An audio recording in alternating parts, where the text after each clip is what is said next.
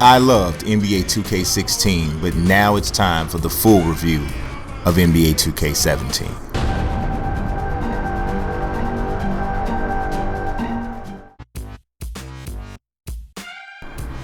When you make a game for a series that is as successful as the NBA 2K franchise, each game is a harder act to follow.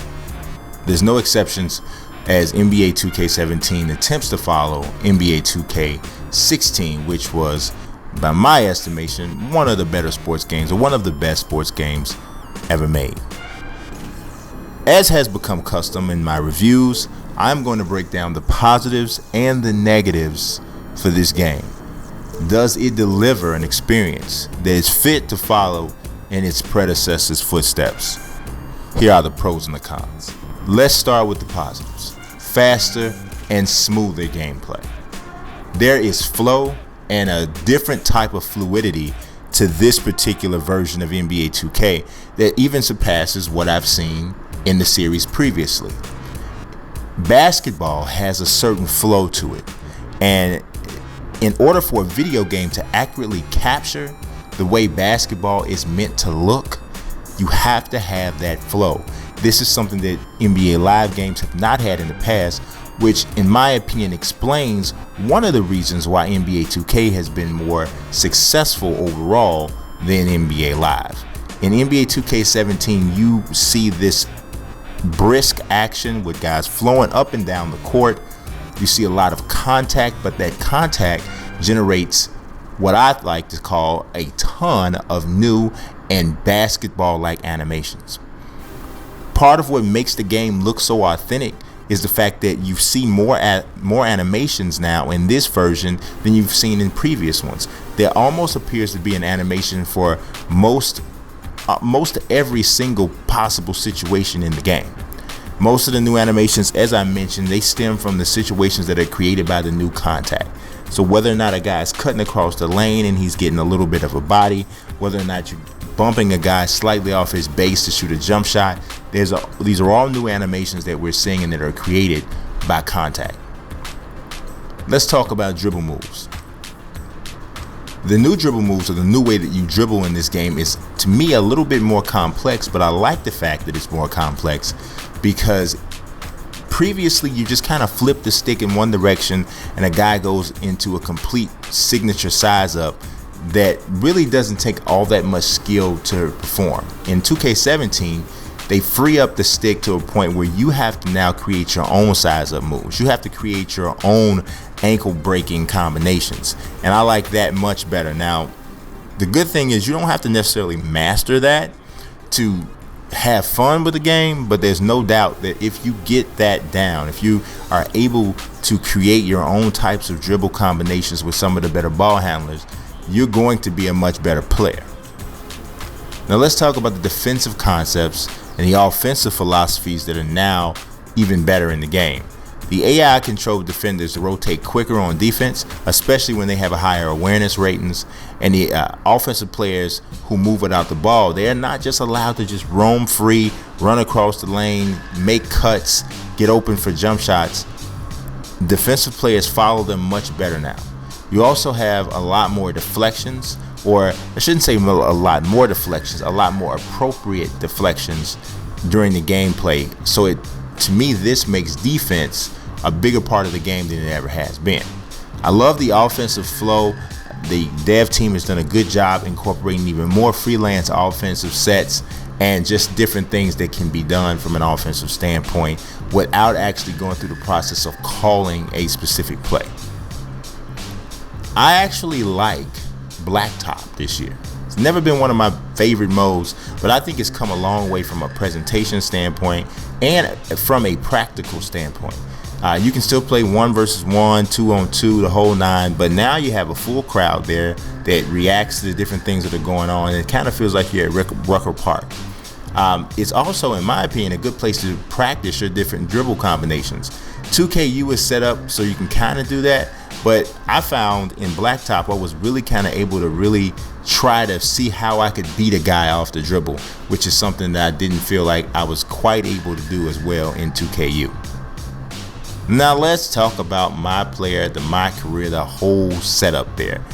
I really think this is just really meshed really well for 2K17. The whole MyPlayer thing has long been the centerpiece of pretty much the most popular modes in the NBA 2K universe. We're talking about MyCareer, MyPark, whatever. But in previous years, there's been a little bit of a disconnection, in my opinion, between your creative player and the different modes that he's able to appear in. But in 2K17, I think you get this holistic experience where everything kind of connects and it makes sense.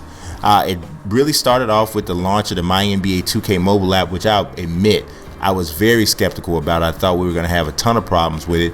Now, I don't know if I'd say it worked 100% as planned, but it definitely has created, in my opinion, the most accurate face scan since 2K pioneered this concept back in 2015 or 2014.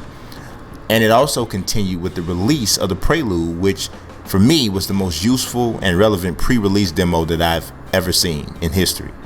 And now you finish it up and close out the deal by releasing the full game. All three of those things worked really well. I'm much more a fan of the way the MyCareer journey as story goes.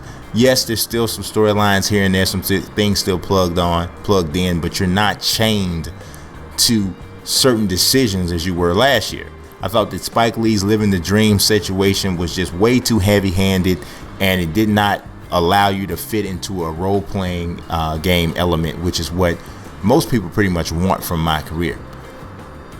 Even going a step further, the way your MyCareer works with MyPark and the different things that you have now available in MyPark with the MyPark After Dark and just improved functionality, as well as Pro-Am and the way that works in, as well as the MyCourt when you're doing work, working to create or working to improve your MyPlayer.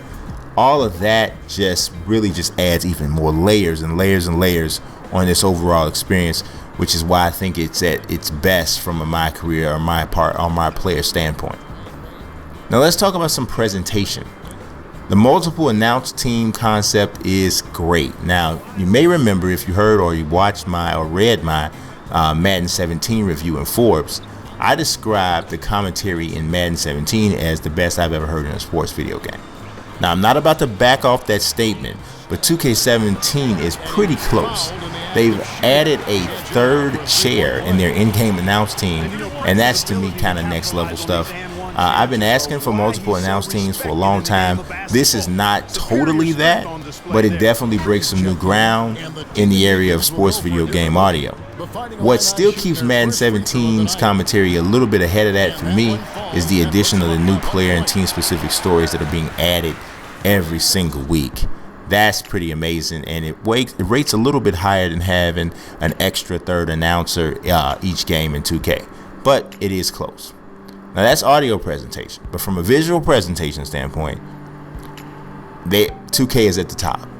Their visual presentation is unmatched. You got great statistical overlays, you got a good scorebug, you got the overall NBA-like broadcast or television broadcast components, and even throughout all of those different camera angles and the things that are presented, the game still remains practical for gameplay.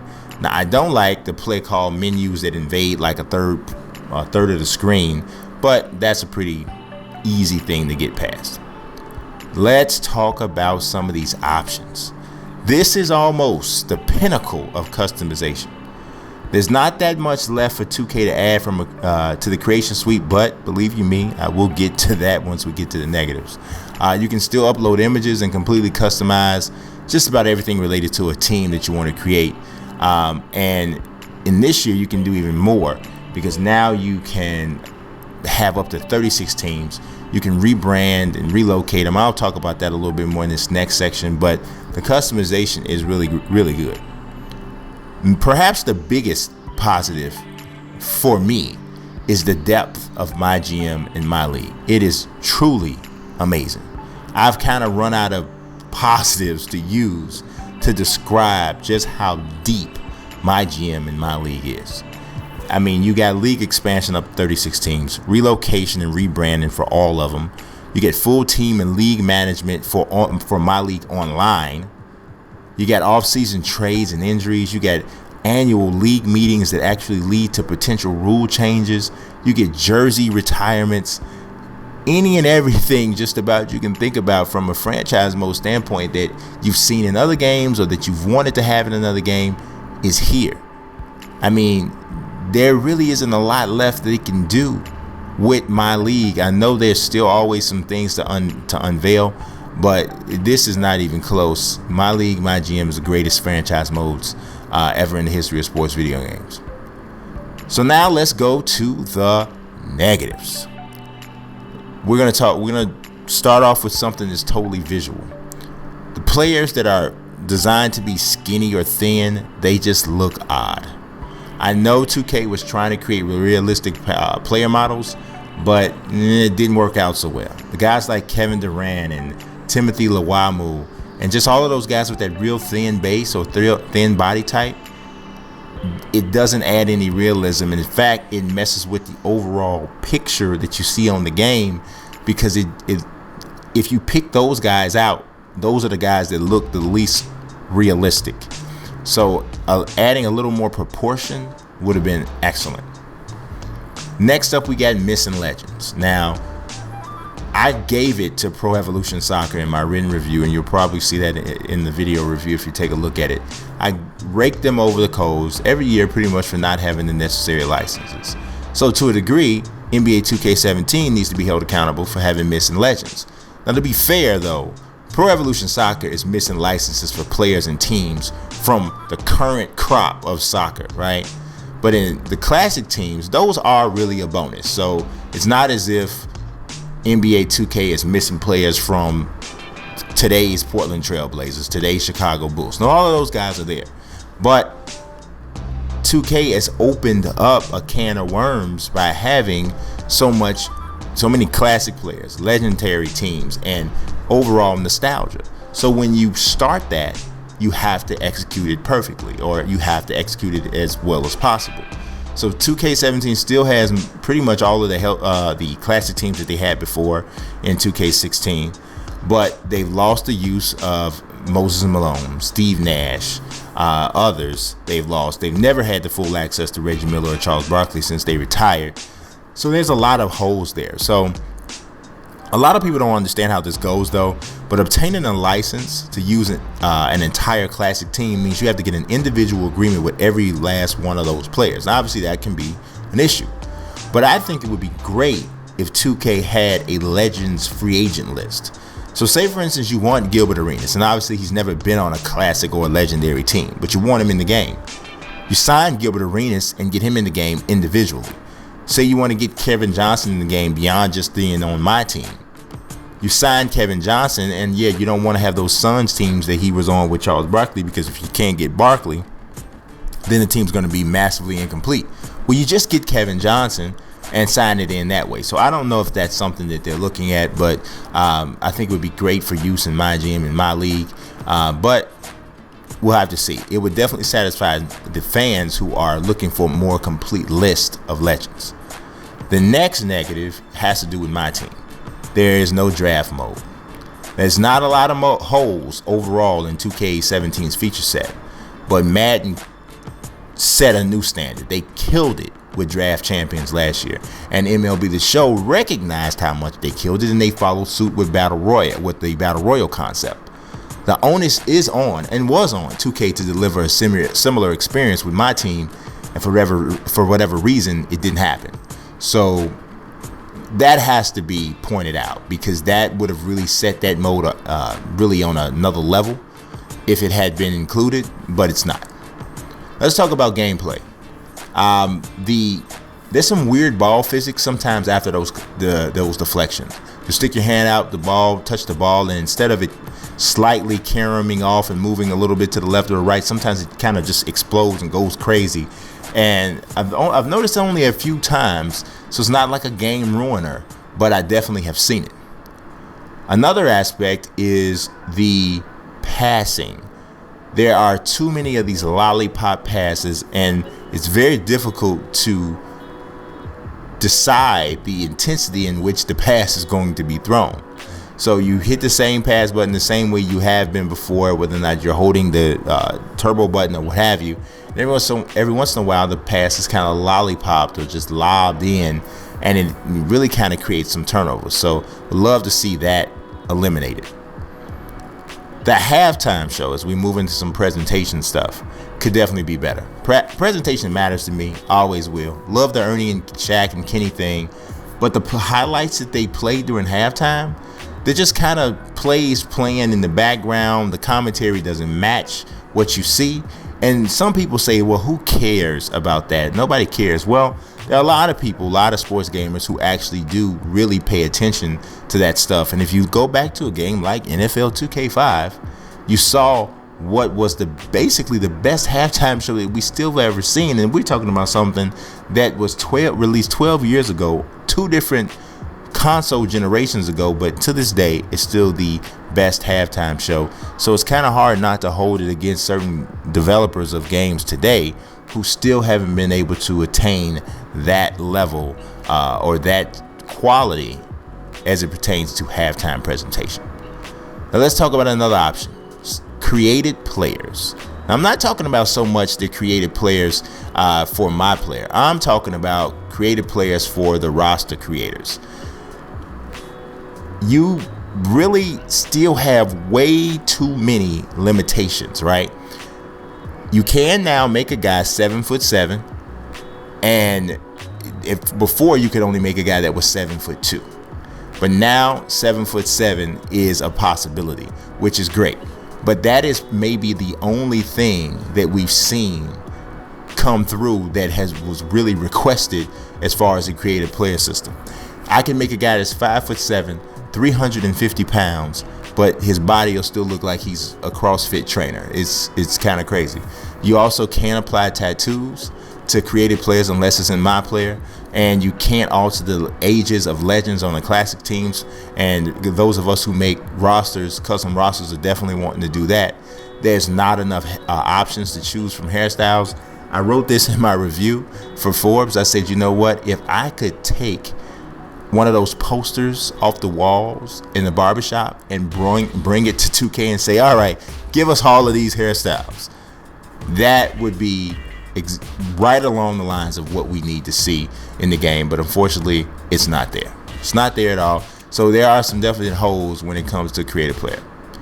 Last but not least, let's talk about something that is really kind of strange. You really probably couldn't really even use this as a negative for any other game.